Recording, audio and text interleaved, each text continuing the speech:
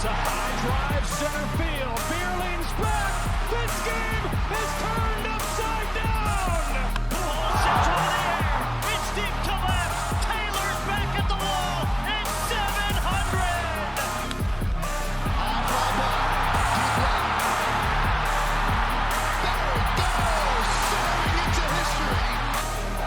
Fastball hit to left. It is long gone. Hello and welcome to Swing for Contact's baseball podcast. It is March 17th, 2023, and we have some spring training updates and WBC news. So far, Japan has remained undefeated. Is there anyone in the bracket who can slay the beast in the East? What's your immediate takes on Japan baseball right now? I'll go first. I don't think so after the way they've been playing. I don't think I've been able to watch all of their games, but I've been watching. I think when they played Korea, I had it on in class, I think, or something like that. And it's just like the chemistry and the way they play together.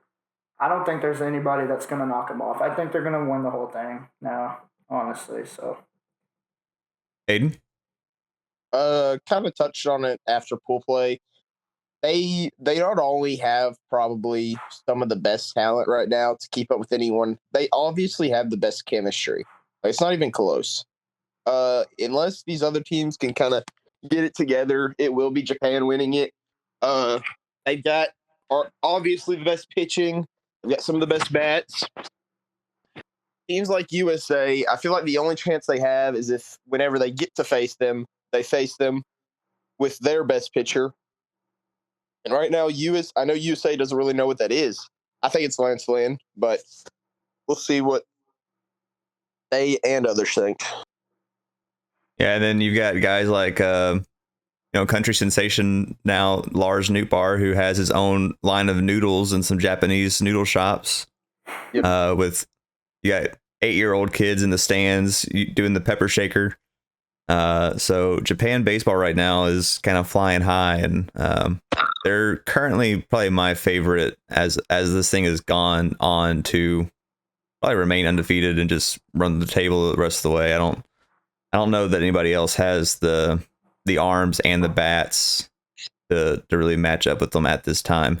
I think the Team USA lineup can keep up with their lineup. The lineup's okay. But I don't know if we're gonna have the pitching to match them inning for inning.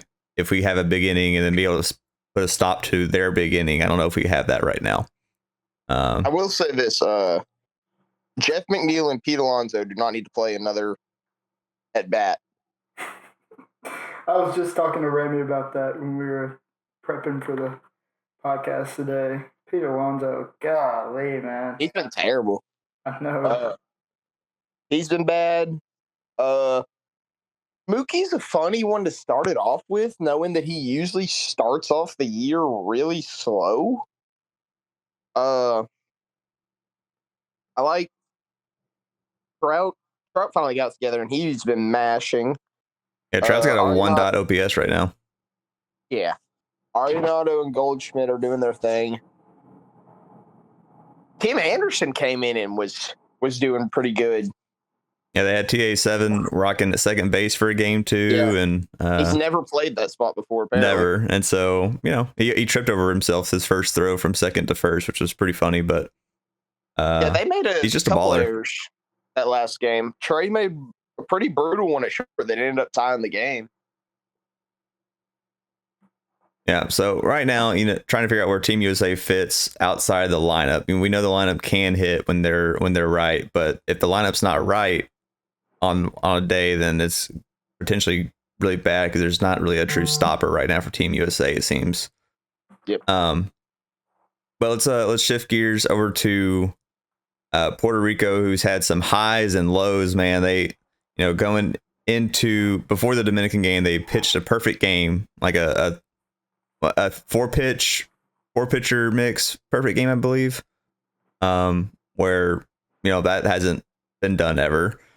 And then they get to the win go home game with Dominican, and then the Edwin Diaz thing right after the celebration, and the whole just the Puerto Rico highs and lows for pool play going into the bracket play. Man, it's been a wild roller coaster ride for them. Did you guys get to watch any of that perfect game? I don't I think watched. I did. Sorry. Oh, what'd you say? I said I don't think I got to watch it. I think I was seeing like posts about it on Twitter and stuff like that, and I've been reading up on it, but I don't think I actually got to sit there and like watch it. Yeah, unfortunately, I was out on the road and I had to catch the highlights when I got back. So, obviously, anytime you can get a shutout going in and pool play for WBC is crazy. You throw a no hitter into it, and then you throw a perfect game into it, and it's just stuff like that doesn't happen, right? That's kind of once in a lifetime type situations, and so obviously those guys that did that for Team PR is going to remember that probably forever. Martin Maldonado just adds another crazy catching statistic to his baseball career. They get matched up with the DR for the whoever wins moves on game. Puerto Rico jumps on them pretty early. Francisco Lindor gets that little kid inside the park home run with the ball that Julio misplays in center. The next inning, Julio makes that diving catch in left center that's full extension to his arm side. Kind of a crazy game back and forth. Juan Soto hits that 420-foot nuke, 440-foot nuke, whatever, however deep it was, just dead center field. But obviously the end of the game is where all the storylines were. Edwin Diaz goes down in the injury or in the celebration with an injury to his leg. There's a moment in that kind of panic when they're trying to get him off the field where they pick him up and immediately, like, you can see in his eyes, like his knee like kind of folds down. To me, that was like immediate. Like I didn't think ACL at that point. I was thinking kneecap, a break in the knee. There was a patellar issue. There was something along those lines, because that shelf test usually kind of is the dead giveaway for stuff like that. And so, Edwin Diaz goes down, going to need surgery on the patellar tendon, probably 10 months, 8 to 10 months. Yeah, what's the verdict on Puerto Rico, and what's your thoughts on Edwin? You want to go first now? Yeah, I got it. Sorry. I honestly, you hate to see it with anybody, man. It could be a Yankees player, and y'all know how much I hate the Yankees, and you never want to see, especially somebody of that caliber that holds a lot of attention in the league and whatnot. You just hate to see it. You never want to see anybody go down like that. And I think, the WBC, it's a fun thing. And I'm not going to sit here and be like, oh, well, MLB players don't need to play in it. That's a touchy subject, but I'm not going to be that guy. But, I mean, because at the end of the day, it is a player's choice. And so I agree. I am for MLB players being in the WBC. I think it makes it a lot more fun than if they were not.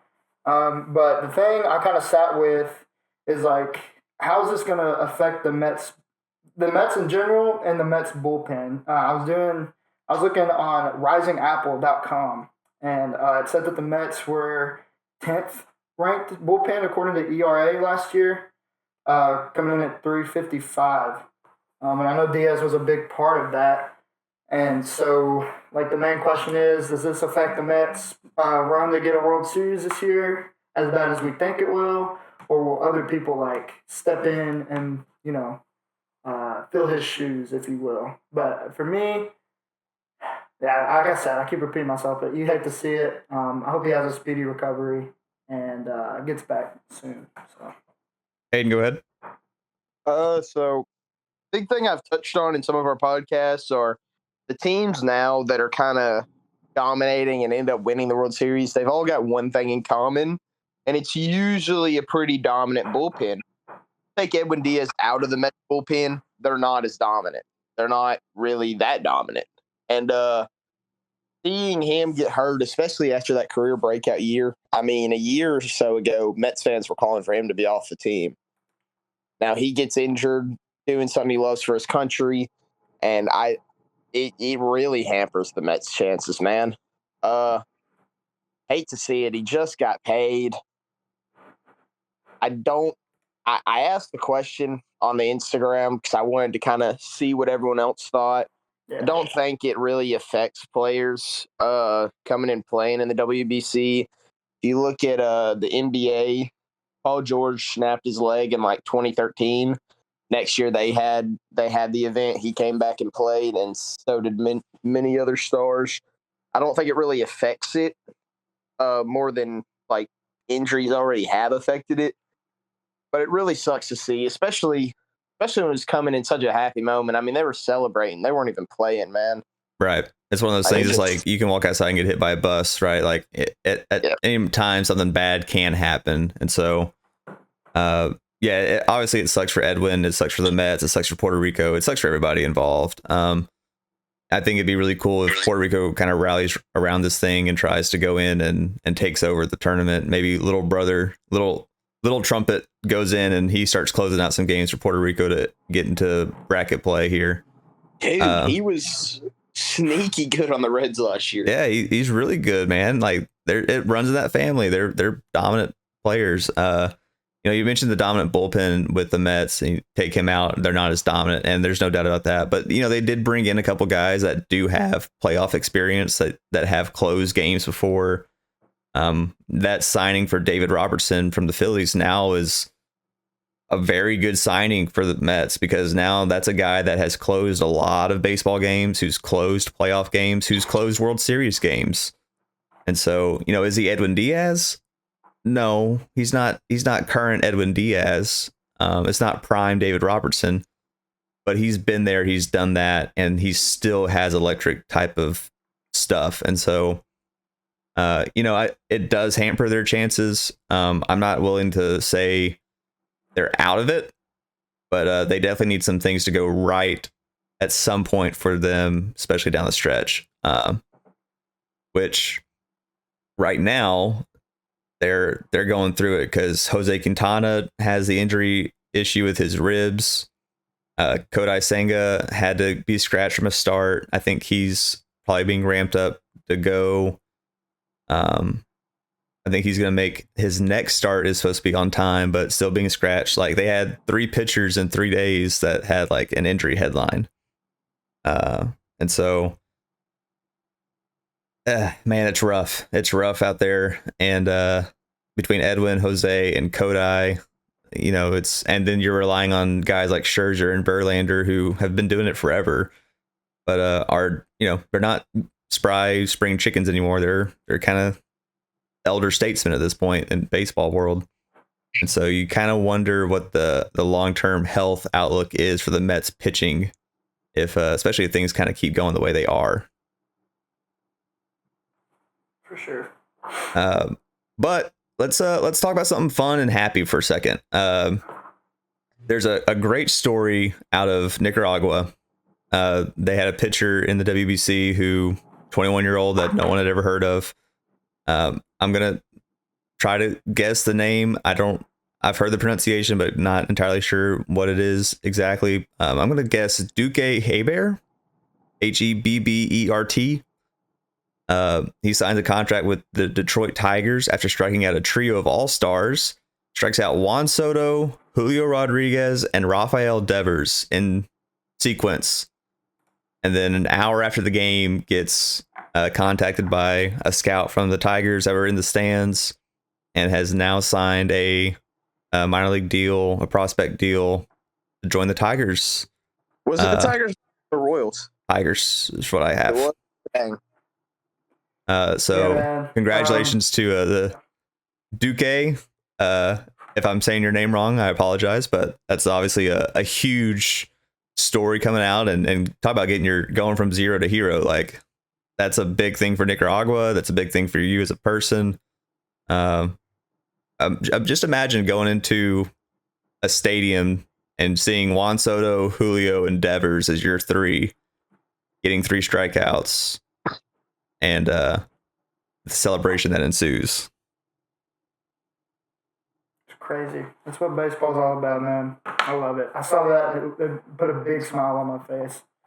And the picture with him in the baseball in his Nicaragua jersey on Twitter, it was awesome. I'm very happy for him. I hope he makes it big. Yeah, that'd be awesome. Go There ahead. were a couple feel good stories coming out. That one guy for the Czech Republic striking out Otani without throwing a pitch over 79 miles an hour. Yep. The Japan player that gave a bag of candy to the Czech Republic player because he hit him with a 100-mile-per-hour fastball. Yeah, I was going to go there next. Yeah, that's a good one. There were some really funny ones coming out.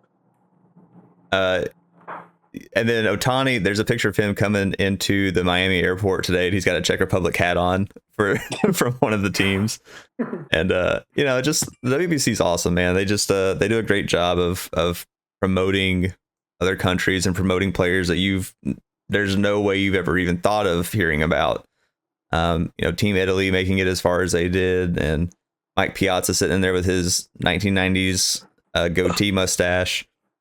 And it's fun, man. And I don't think that the people that are slamming the WBC and whatnot, and obviously the stuff with Edwin's hard. Like, we all know it's hard.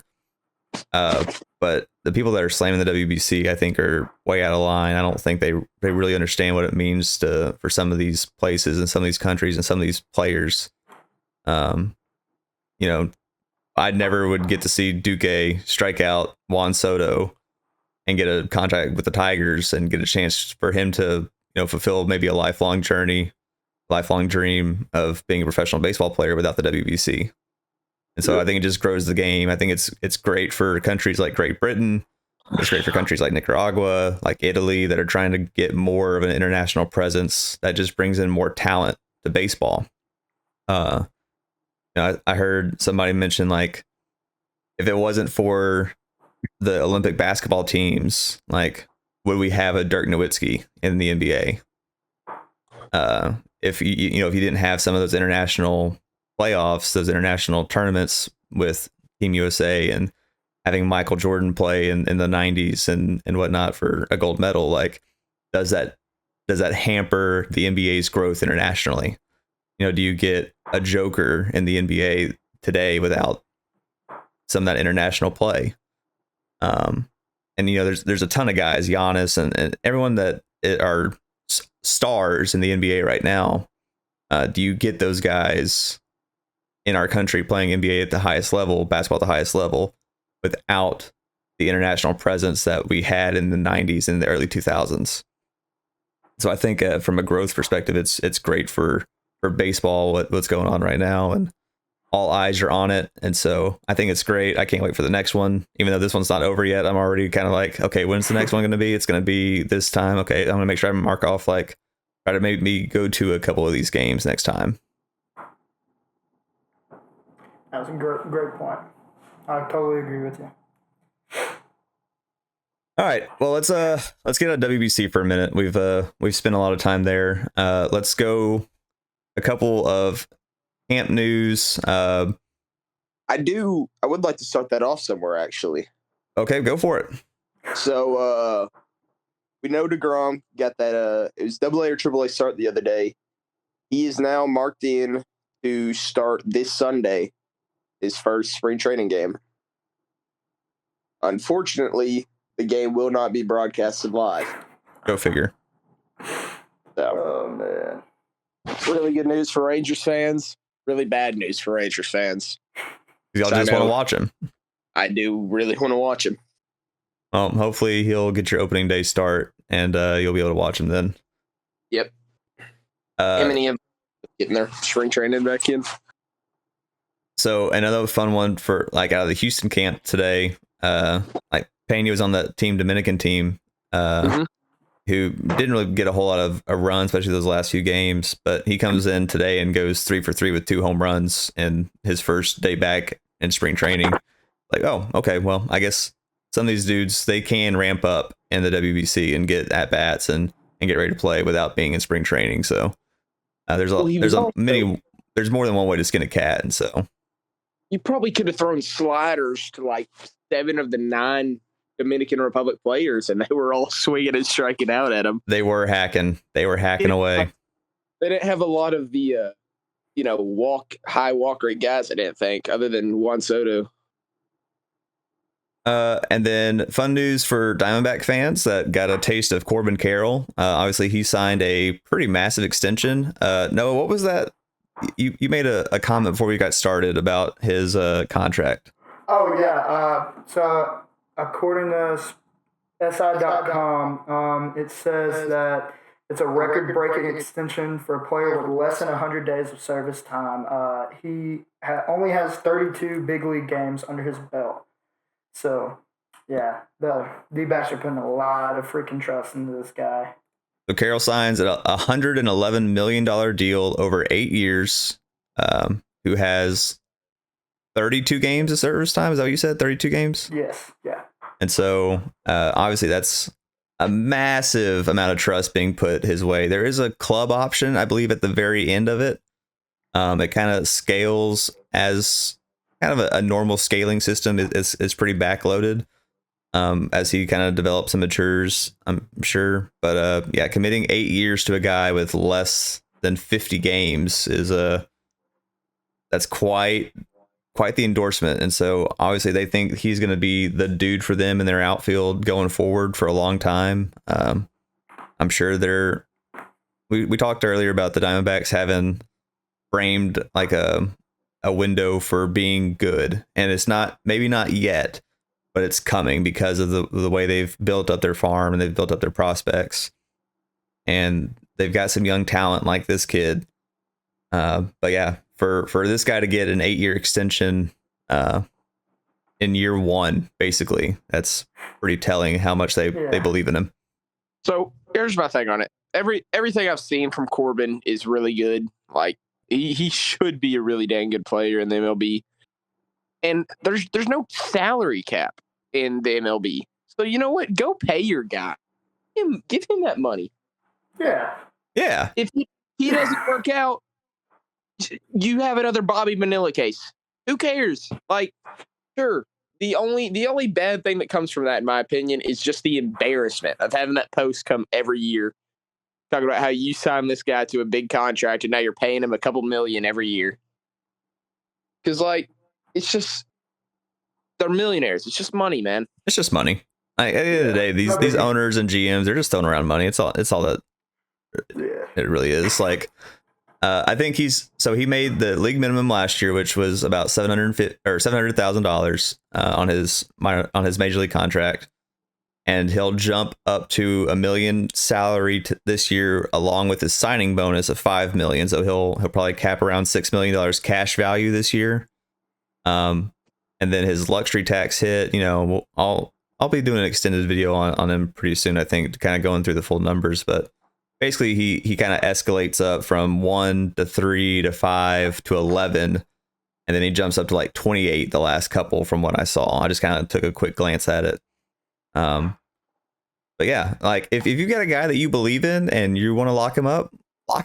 Like, make sure he's not going anywhere. You got him till he's 32 now, essentially, I think is the age. So you're securing him through his growth years, through his prime years, and you're not risking him falling off the face of the earth talent wise at 32. You got guys that are signing to 41 right now. So you got him and you want him, get him. I'm all for it.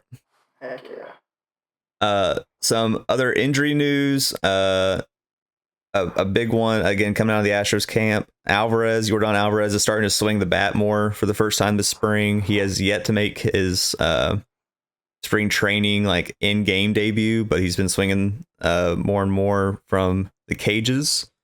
One of the widely regarded as one of the best pure hitters in baseball right now. Not having him take a actual pitch yet, a little concerning, but everyone still says that he's going to be ready come opening day. So I guess that's all you can really ask for out of a guy like that. Has there been any news outside of DeGrom and Rangers camp injury wise? Injury. I mean, Eovaldi had the same injury, but he's now back throwing in a spring training game today. I don't really know injury wise. You've had like this pitcher's feeling stiffness in his arm. He's sore today. We're gonna sit him, and then like everybody makes a big deal about it. That's been one annoying thing for me that I've seen coming out of the Rangers camp. But just like here and there, like I know John Gray had a little bit of stiffness there for a little bit, but then he went and showed out the other day. So I mean, coming out of Rangers camp, I don't really think there's anybody else that's so. We've had a lot of positives, really. Evan Carter could make the jump from what I'm seeing. Like they're saying that he's close. They say he's got the confidence of a big leaguer, all that. Yeah, Bochy.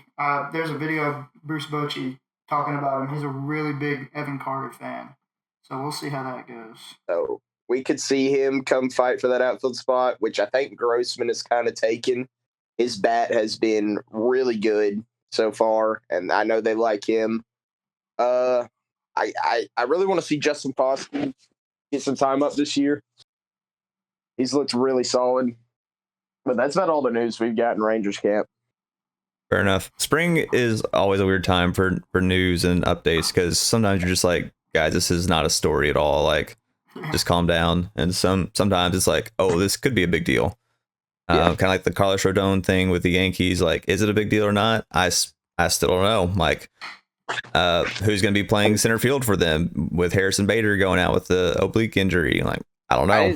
Like, there's a ton of Judge moved to center for a while. Are they going to bring Peraza to play center or move Hicks to center, play Peraza in left? Or like, I don't know. Like, there's so many things that until you get closer to opening day, you don't really know. I know they just sent down Jason Dominguez in Yankee land, so like, dude, he was crushing. Yeah, I was just about to bring that up actually. It says in 11 games he's 10 for 22, so 455 batting average, 4 home runs, a double, 9 RBIs, a steal, and 3 walks and 3 strikeouts, and he's only 20. And so I'm reading here that Aaron Boone said that he doesn't plan on sending him down a lot more. So we're probably going to get to see Jason Dominguez play up a little bit more. So yeah, I'd expect to see him at some point during the spring before it gets to summer, even potentially. Like, I think the Yankees are probably 1 or 2 moves away from needing him potentially.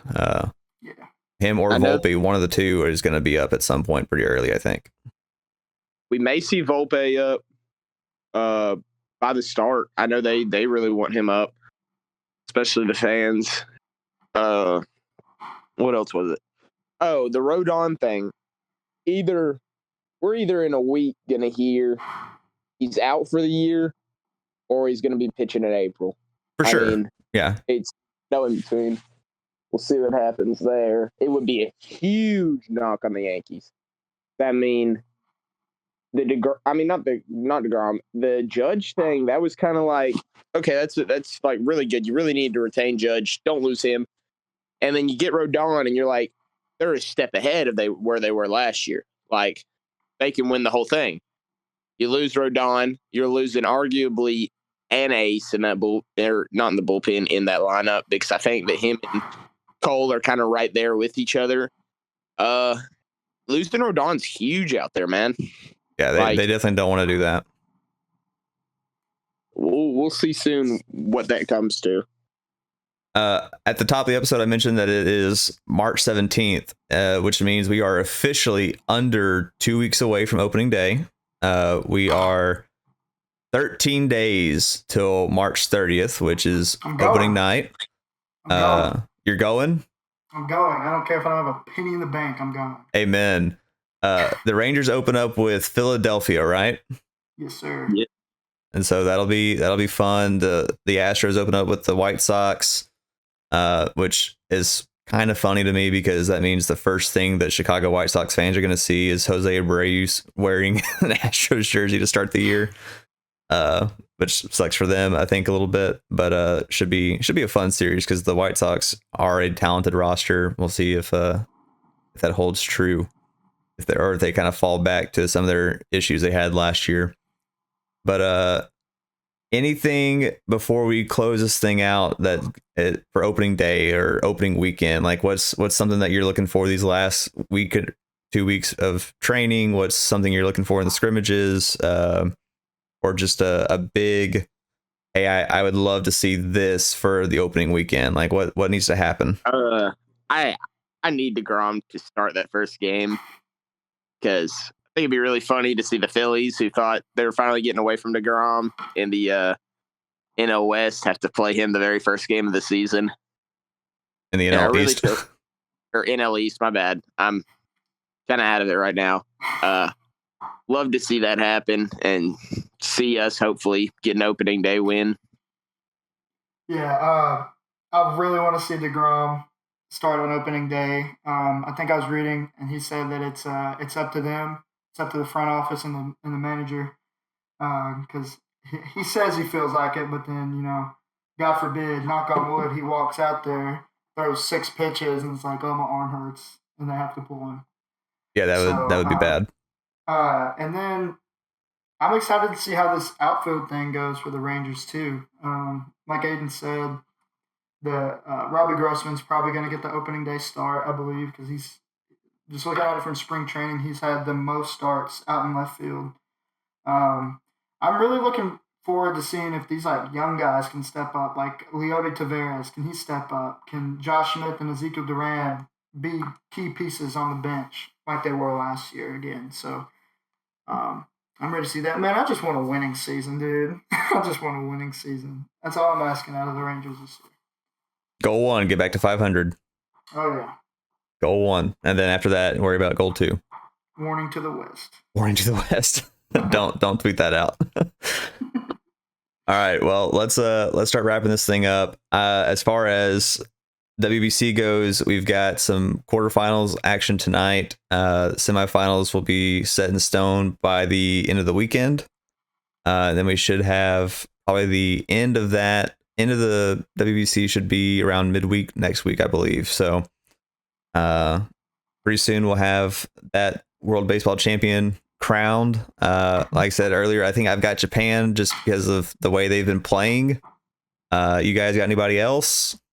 Nah, I've had Japan since probably game 2 of the tournament. Man. Good, man. Commies, dude. USA all the way, baby. USA all the way. Let's go. Give me USA Japan in the finals. I'd love to see it, but that Japan roster right now is playing ball. I know.